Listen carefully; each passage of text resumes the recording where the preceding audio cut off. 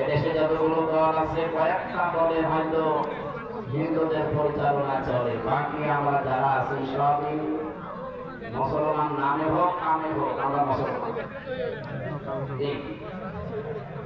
মুসলমান নামে হোক কামে হোক আমরা কি বলতো মুসলমানরা এই সমস্ত রাজনৈতিক দলগুলো পরিচালনা করে। সেই হিসাবে এই অনুষ্ঠানটা কোন রাজনৈতিক গতানুগতিক যে অনুষ্ঠান হয় ওইরকম না, এটা সবার জন্য উন্মুক্ত। দল মত জাতি বর্ণ ধর্ম নির্বিশেষে হাজা বায়ানুল লিন্নাস হুদাল লিন্নাস, মানুষ যারা তাদের জন্য আজকের এই আয়োজন। সুতরাং খুশি হয়ে বলেন আলহামদুলিল্লাহ। আলহামদুলিল্লাহ। এই আলোচনাটা আমার মনে হয় যদি মসজিদের ভেতরে আমরা করতাম অন্য ধর্মের লোকেরা হয়তো আসতো উন্মুক্ত ময়দানে করার কারণে বিভিন্ন জায়গায় বিভিন্ন জাতির লোকেরাও শুনতেছে।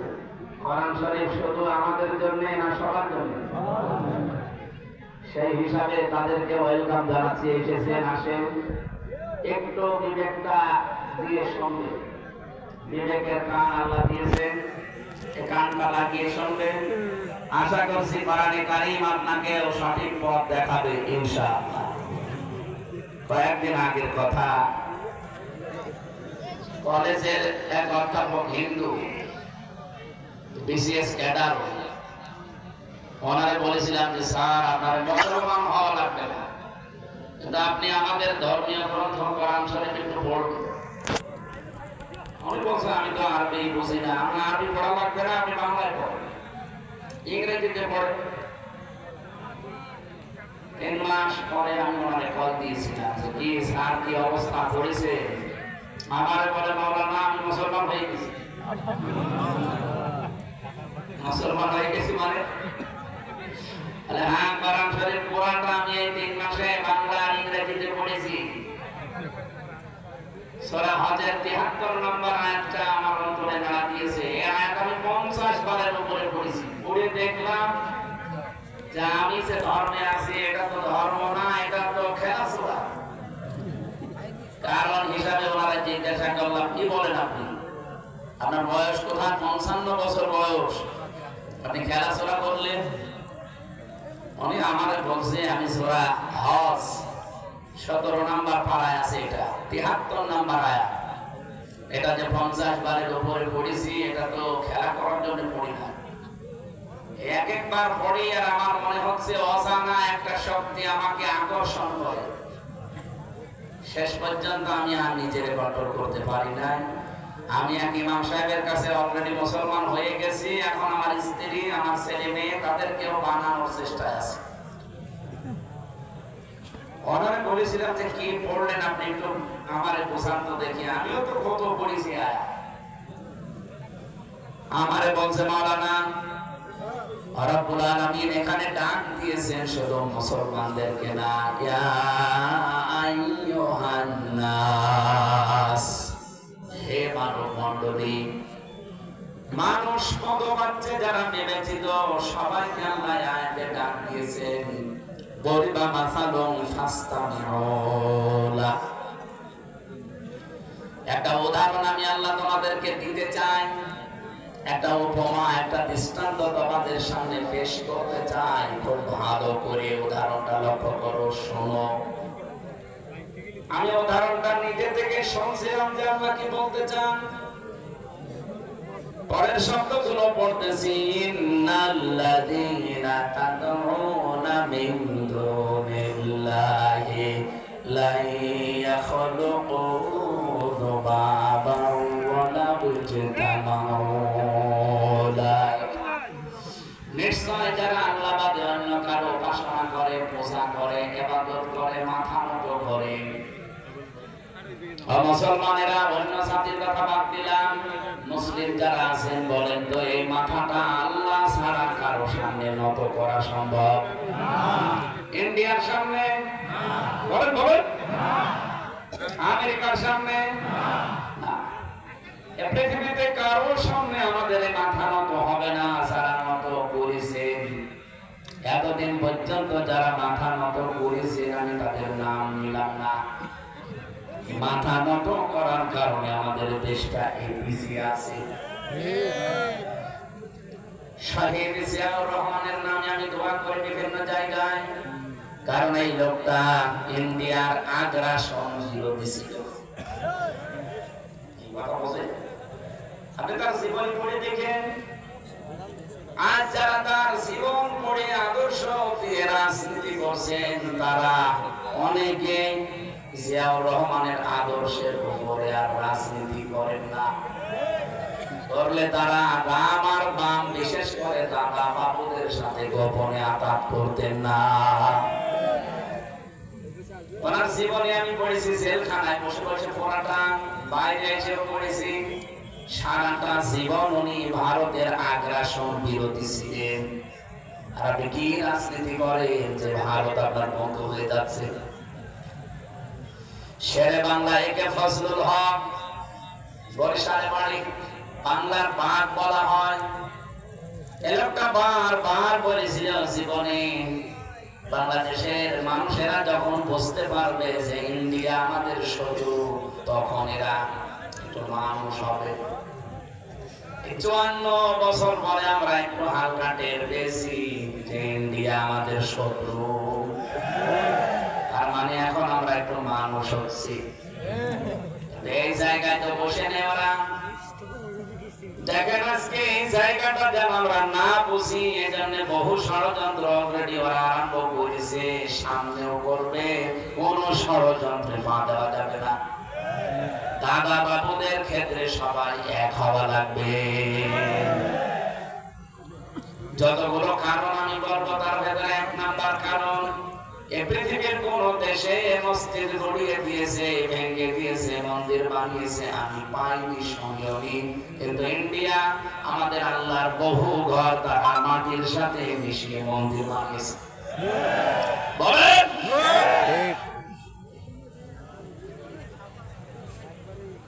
অধ্যাপক সাহেব বলছিলেন, মাওলানা আমি কোরআনের আয়াত পড়তে গিয়ে দেখেছি এতদিন পর্যন্ত যাদের সামনে আমার মাথা আমি নত করেছি, আমি নিজের হাতে বানিয়েছি। খড় দিয়ে, বাঁশ দিয়ে, কাঠ দিয়ে, রং চং করে, মাটি দিয়ে, লেপন দিয়ে, এরপরে আমি নিজে তার সামনে হাত করে থাকতাম।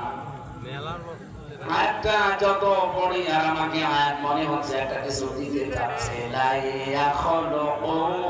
বাবা এটা বোঝারে বর্তমান, ভবিষ্যৎ, প্রেজেন্ট, ফিউচার। মজারের আগে যদি লাম আসে বাংলা অর্থ জীবনেও হবে না। বলেন তো, জীবনেও হবে না, এ কথা কে বলছে? বলেন বলেন। আল্লাহ বলেন পৃথিবীর সব দেবতা, সব মূর্তি, ওদের উপাসনা যাদেরকে করা হয়, ওরা যদি এক জায়গায় হয়, ওরা কখনো একটা মাসি বানাতে সক্ষম না। এখন তো পারছে না, ভবিষ্যতেও পারবে না। আল্লাহ এতটুকু তো শেষ করলেন না।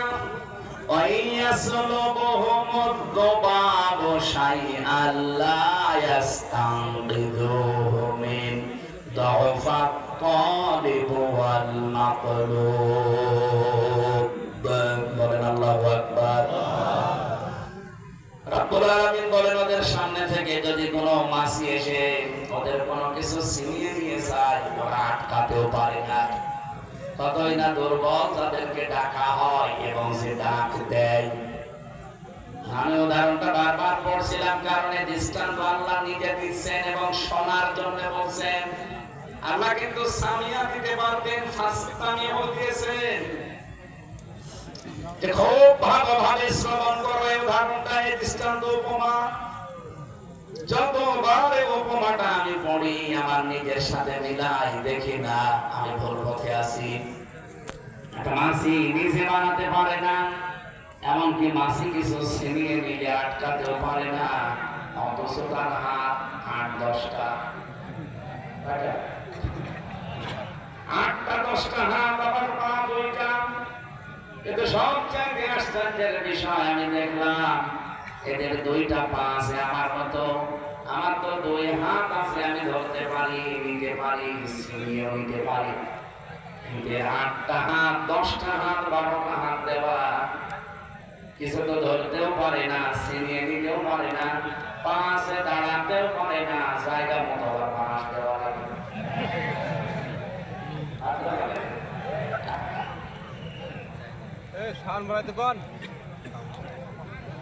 কয়েকদিন আগে আমি সিরাজগঞ্জে ছিলাম,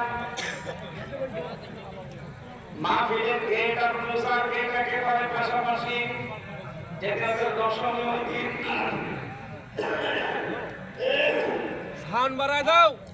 বৃষ্টি হচ্ছিল, এই জন্য কমিটি আমারে বলছে হুজুর পেছন দিয়ে যাওয়া লাগবে, সামনে খাদা। পেছন দিয়ে যাওয়ার সময় দেখি সামনে যাদের 8টা 10টা করে হাত, 2টা করে পা, কেউ দাঁড়িয়ে রাখতে পারে না, প্রত্যেকে পেছনে খাড়া করা আছে। কি দিয়ে? তার যেখানে সেখানে বাঁশ দেয় না, কোথায় জায়গা মতো বাঁশ দিয়ে খাড়া করে রেখে দিয়েছে। অনেকক্ষণ পর্যন্ত এটা দেখলাম, মনের ভেতরে আসলো আল্লাহ এরা কি করছে। সবাই দেখি অনেকে সামনে হাত জোড় করে আছে, মাপ নিয়ে আমাদের সব। বলেন তো আল্লাহর এই উদাহরণটা আল্লাহ শেষের শব্দে দিয়েছিলেন, দফা কদিনুল মাতলুব, কতই না দুর্বল যারা ডাকে এবং যাদেরকে ডাকা হয়, এই দুই পার্টি। কথা বলে না কেন? যারা ডাকতেছে এরা যেমন দুর্বল, যাদের ডাকা হচ্ছে ওরাও কি? আমার বিবেকে ধাক্কা দিল, কি করেছি আমি এতদিন? শেষ পর্যন্ত আমার বাপ দাদার ওই ধর্মে আমি আর নেই।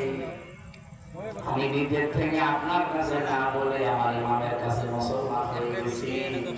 এখন আমি চেষ্টায় আছি আমার স্ত্রী আর আমার 2টা সন্তানকে এই দিনের রাস্তায় নিয়ে আসতে। বলেন সুবহানাল্লাহ।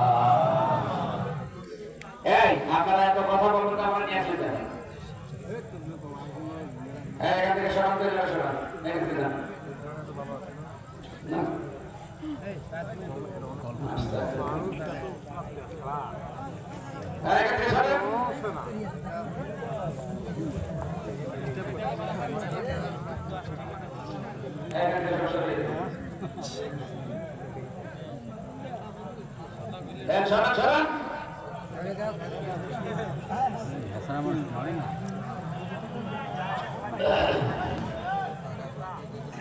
আমার ভাইরা এদের একটু বিবেকটা কাছে লাগিয়ে শুনবেন। ওই হিন্দু অধ্যাপকের মতো একটু যদি আপনার বিবেক কাজে লেগে যায়, আজকে আপনি হেদায়েত নিয়ে বাড়ি যেতে পারবেন।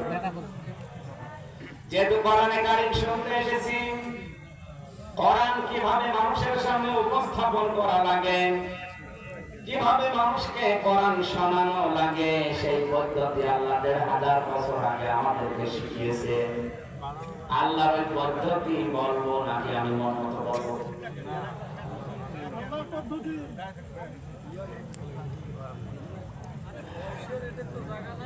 রব্বুল আলামিন বলেন, দেখেন কি, কিতাবুন উনজিলা ইলাইকা ফালা ইয়াকুন ফি সাদরিকা হারাজুম মিনহু লিতুনজিরা বিহি ওয়া যিকরা লিল মুমিনিন। সূরা আরাফের 2 নম্বর আয়াতটা আল্লাহ বলেন, এই একখানা কিতাব যেটা আপনার প্রতি আমি আল্লাহ নাযিল করেছি। কি করবেন এই কিতাব দিয়ে? ফালা ইয়াকুন ফি সাদরিকা হারাজুম মিনহু লিতুনজিরা বিহি। এই কিতাব দিয়ে মানুষকে যখন সতর্ক করবেন, তখন আপনার মনের ভেতরে যেন কোনো সংকীর্ণতা কাজ না করে। আমি হারাজুমের 33টা ব্যাখ্যা পেয়েছি। সংকীর্ণতা না কাজ করবে, সন্দেহ, সংশয়, দ্বিধা, দ্বন্দ্ব সবগুলো আমার মনে নেই। আমি 33টা পেয়েছিলাম এই হারাজুমের ব্যাখ্যায়। হে নবী, আপনার মনের ভেতরে যেন কোনো দ্বিধা, দ্বন্দ্ব, সংশয়, সন্দেহ, সংকীর্ণতায় না আসে। কোরআন মুমিনদের জন্য উপদেশ। বলেন সুবহানাল্লাহ। এর 2টা ব্যাখ্যা আমি পেলাম। 1 নম্বরে